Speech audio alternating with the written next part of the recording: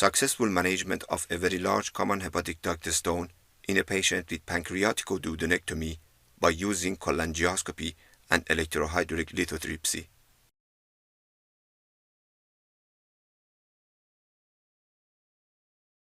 The patient is a 78-year-old Caucasian male with history of pancreaticoduodenectomy for symptomatic serous cystadenoma of pancreatic head who presented to our hospital with acute ascending cholangitis.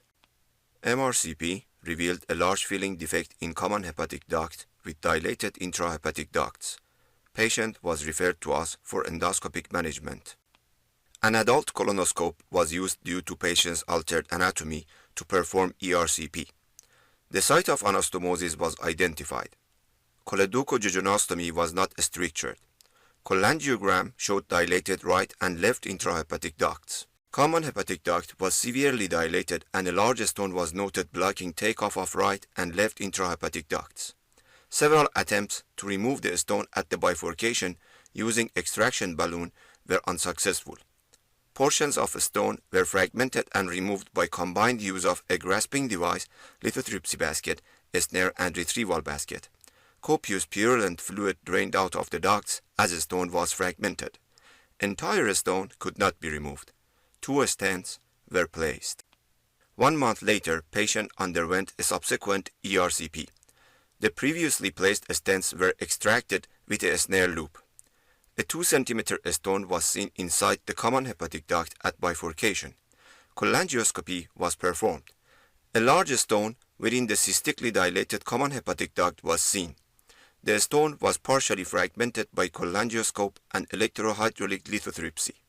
Cholangioscope could not be lined up with a large fragment of the stone located in the dependent portion of the common hepatic duct. So, a 4.4 French sphincterotomy was used to guide the electrohydraulic lithotripsy probe. After achieving a good position, lithotripsy was performed using water jet from colonoscope to create a fluid medium.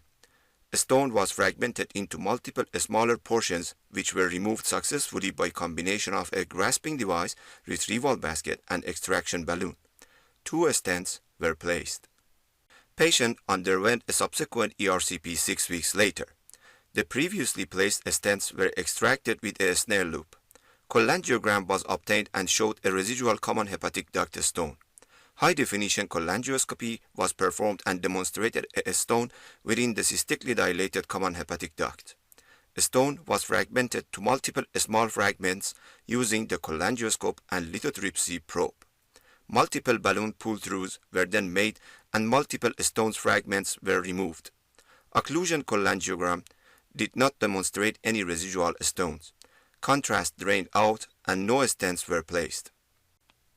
As technique highlights, cholangioscopy and electrohydraulic lithotripsy were successfully used to manage a large common hepatic duct stone.